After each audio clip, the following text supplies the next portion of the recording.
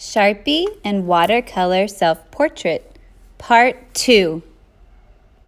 All right, once you have drawn everything and erased all your pencil lines, it is time to paint. I have a different variety of paintbrush sizes to get into different parts, okay? And I have my watercolor paint. Remember, I'm just gonna spray it to make it nice and juicy. Remember, you can also use your little brush. Make sure it has water on it to get the paint to work. So I'm gonna just do that. No, I gotta rub it. I gotta go back and forth. I gotta really start to activate it, get it on my brush. Now I'm gonna try my best to stay in the lines that you drew, right? But if you go out a little bit, is that okay? Of course, as long as you try your best.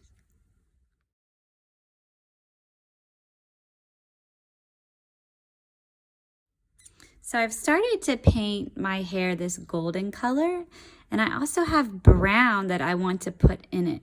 Now I don't really want my colors to mix, so I'm gonna let this golden part dry so that later when it's dry, I can come back in between it. So I'm gonna move on to another part. So I'm gonna go ahead and paint my shirt and my jacket here, my cardigan. So I usually have a black jacket or cardigan. And remember, is it okay to get paint off of your paper? Of course, you can make little messes as long as you do what? Clean them up. And remember, if you're working with me at school or from home, it's important to put like a messy mat or a piece of paper underneath your artwork, just to kind of protect the surface where you're working. All right, so now my yellow golden color has dried pretty much mostly. So I can go back and I can go beside it and I can put my next color. Remember, you have to use water and go back and forth to make the paint nice and juicy so that it will work. If you don't do that, is it gonna work? No, it's not. Now I have to be really careful while I'm going by the black here because it's still wet. Still wet. Remember, if two wet colors touch each other, they're going to mix. So I'm going shway shway, so slowly. So if I don't want them to mix, I have to make sure that they're dry, okay?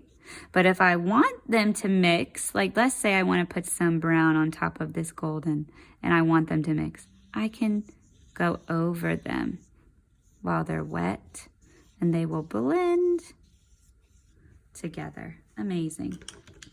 If I want to put some gold or yellow to lighten up my brown here, I can do it while they're still wet and they will blend together. What if you make a little mistake? So see how right here I went out of the line? So you can do two things. You can take a tissue and you can kind of try to dab it up, like soak it up, or you can take a darker color and go over that area. So I'm gonna get this really dark blue. It's almost like a black color. And I'm gonna make this area darker than my mistake. So now you can't even see that I made a mistake right there. I'm going to finish painting in everything except the skin. Remember, take your time, try your best, and try to stay in the lines that you drew. Remember, if two wet colors are beside each other, they will blend together. So if you don't want them to mix, let it dry. Hello, artists. We're going to talk about skin tones. Skin tones are a very fun way to mix paint and discover all kinds of new colors. So I have a paper to experiment on, my mixing tray, which is just the lid of my watercolors, and I have some paintbrushes. So today we're going to explore peachy skin tones, caramel skin tones, and chocolatey skin tones. I love to think about skin as a food because any color of skin is just delicious and beautiful. So we will start with the peachy skin tone first, because once you learn how to mix a peachy color, you can change it into being more caramel and more chocolatey. So for peach, I need white, yellow, red, and maybe a little tiny bit of brown. If your watercolor set has peach, you can certainly use that as a base. So if you have peach, you can kind of see that color. So we're going to make that color. So I need orange. Okay. I need orange. So all I'm doing is I'm getting some paint on my brush and then dabbing it on my tray. I can add more water to that. Now, nobody's skin is this orange color. Nobody. So I want to make it look more like a human. So I am going to add yellow. I'm going to just make it a little softer, like a lighter orange. So I'll add some yellow to it. And now I can add some white. Oh yeah. And already you can see how peachy it's already looking. Now, if you want it to be a little bit more tan, you can add a little bit of brown. And that is very much more of a neutral peachy skin tone right there. Now, let's say your watercolor set does not have orange.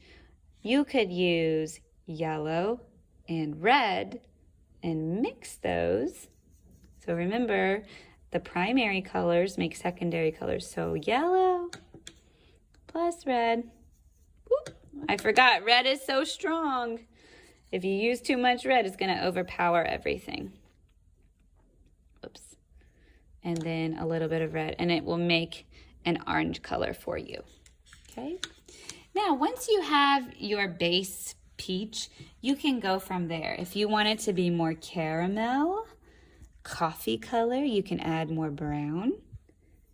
Okay, so your mixing tray is just a place for you to experiment and play around with the colors.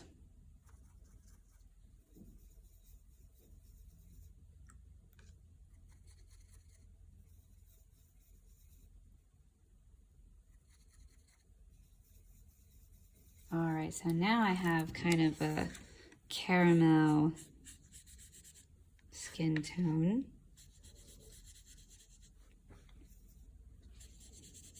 So one thing I like to do is I just like to kind of hold my arm next to a skin color and kind of look and see how it matches up.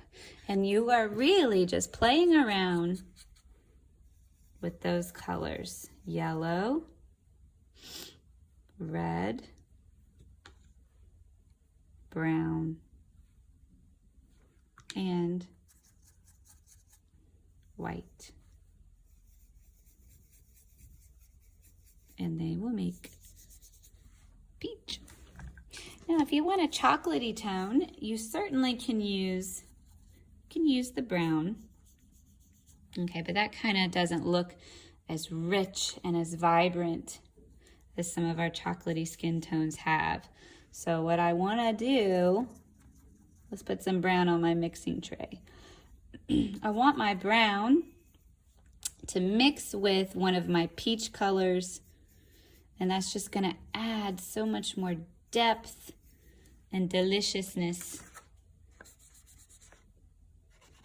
to my skin tone.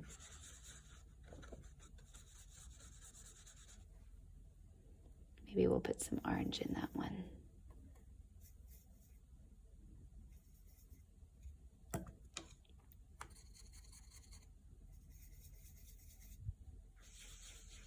Oh yeah. Oh, I like that. Very nice. I hope you are able to mix your skin color and then paint it on your portrait. And there you have it. I cannot wait to see your self-portrait. Take your time, try your best, and have fun.